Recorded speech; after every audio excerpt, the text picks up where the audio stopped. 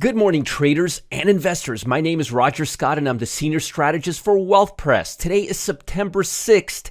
Actually, it's September 7th. What am I doing here? Monday was a day off. I just realized that. Today's actually Tuesday. I hope everyone had a wonderful Labor Day weekend. And yeah, it's actually September 2nd. I was looking at the calendar, and I'm thinking September 6th, but it's already September 7th. Folks, I have no idea where September has gone. As far as I'm concerned, it's still the end of August. I think that's when I did my last video. It must have been a pretty good holiday. We had a nice little barbecue with the family, had some steaks. It was a lot of fun, and I hope you guys did the same. And now it's time to get back to the market. Now, as far as data, it is a fragmented week. We're coming off one of the 3 or 4 biggest holidays, the last summer holidays, where people hold on to the last days of summer like there's no tomorrow. But here's the thing.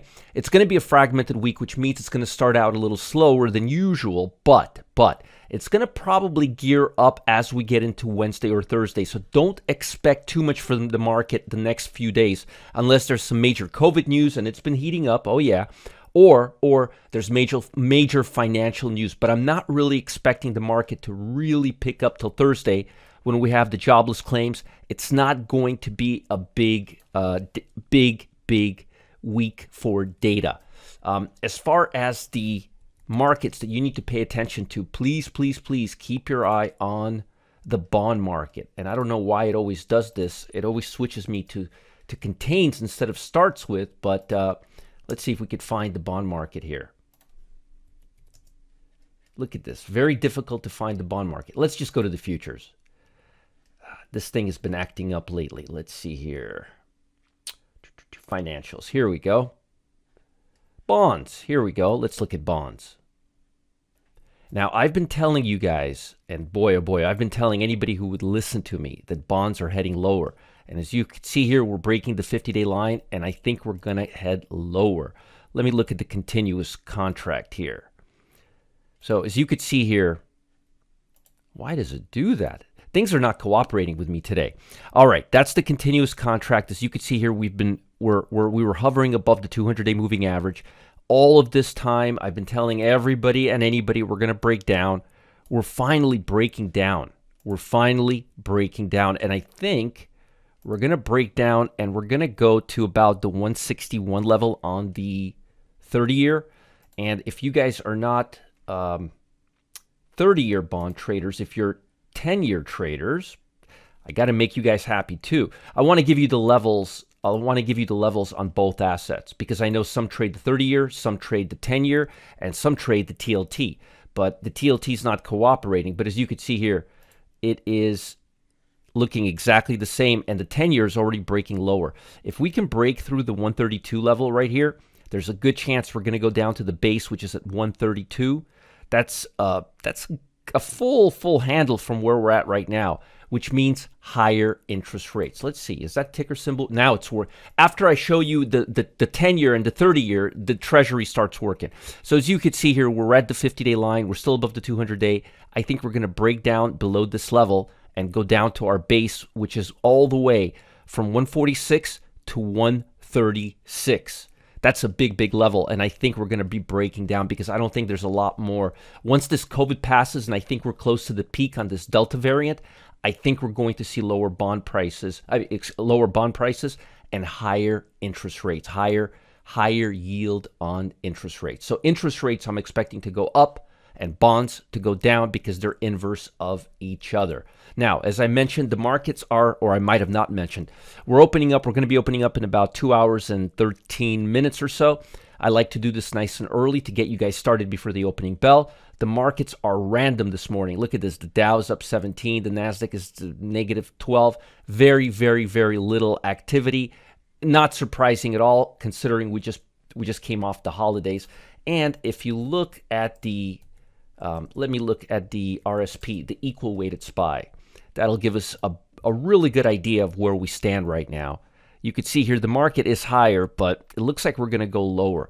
I wouldn't be surprised based on these momentum levels, on the divergence and the momentum levels. And if you want to look at the SPY, oh boy, it's just too much too fast. This thing needs to pull back. And I think we're going to be in defensive mode coming to the 50-day line, or maybe coming a little bit lower and coming to the 50-day line. I wouldn't be extra bullish over the next few days.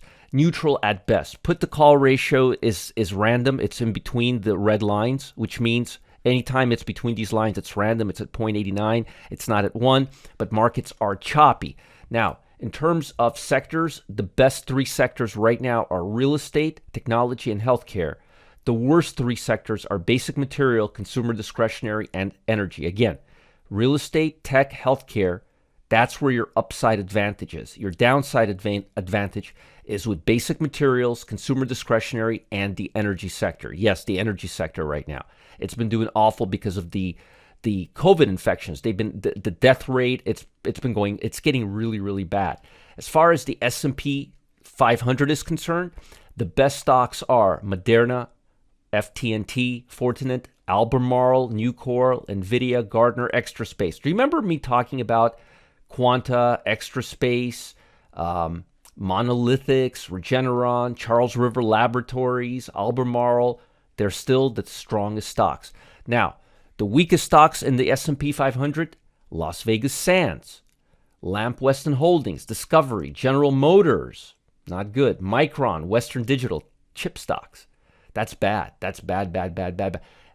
Chip stocks, retail stocks, and travel stocks. Look, Wynn, Expedia, Las Vegas Sands, not doing really, really well. In terms of the Nasdaq 100, again, Moderna, Nvidia, Regeneron, ASMLX, Dexcom, DocuSign. Remember, I've been talking about DocuSign till the cows come home. Adobe, talked about all of these. And Merkle Libre is starting to come back up. These are the strongest Nasdaq 100 stocks. Now, in terms of pullbacks and trades for today, in terms of the long side, I like TJX companies, TJX Max. It's a retail consumer store. They're low-price clothing. Right now with COVID, with the jobless claims, with the employment benefits, with the economy not all that strong, and with luxury companies not doing well, I like this stock. I think it can pull back to the 69 level, and with the stock market being fragmented and looking like it's going to pull back, it looks like we're going to see a pullback. So I would wait a little bit longer to the 50-day line, but I like this TJX. I also like Nucor. Now remember Nucor? When you looked at my CSI scan, where was Nucor? Nucor was right here, the 4th strongest stock. So you've got the 4th strongest stock in the S&P 500 pulling back. Now, again, I think we can go a little bit lower to the 50-day line, but I want you to be aware of it. So TJX and Nucor are in play on the long side. And on the short side, we've got Science Applications International. 50 days below the 200-day. We've been making lower highs. We're now pulling back sharply to the 200-day. We couldn't really do it and closed all the way in the lower 20% of the range. It looks like this gap is going to get filled, and the stock is going to go from 86 all the way to 83. And if it breaks 83, this sucker can go all the way down to 77. So there is some downside potential on SAIC and upside potential on TJX and NUE. Now, again, I'm not expecting a lot from the stock market or the bond market. Expect the bond market to hit the 200-day, maybe even by the end of this week or maybe next few weeks. And as far as the SPY, I think the SPY is going to be very, very choppy, very directionless, very listless for the next few days. So don't go trading breakouts. Breakouts and fragmented, choppy markets just don't mix. Pullbacks, yes. Breakouts, no. Which is why I've got 3 breakouts, 3 pullbacks, 2 to the long side and 1 to the downside. Sorry, guys. It's Monday. It's Tuesday. I keep saying Monday. It's Tuesday. It's been a good long weekend. I'm still relaxed. But anyhow, fragmented market. If you look at the overnight futures actions, very, very choppy. Not a lot going on. If you look at the Econo Day, not a lot going on. Typically, it takes us about a week after Labor Day to get going. But I'm thinking Thursday and Friday, we're going to see some moves. Thursday, Friday, maybe beginning of next week. But again, don't be a hero. Jobless claims number are expected again at about 350,000. And I think we're going to get there. Don't expect a lot of movement from the stock market this week.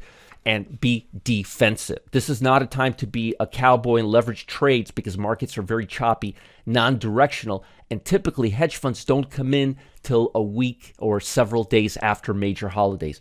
They squeeze those holidays for everything they've got. Now, before you start your week, I know it's a fragmented week. I know you're holding on to that summer, but folks, markets are gearing up, and I've got something really important that you need to pay attention to for decades, and I mean for decades. One strategy, not stocks, options, or anything, but this strategy has been at the core of how elites really make their money.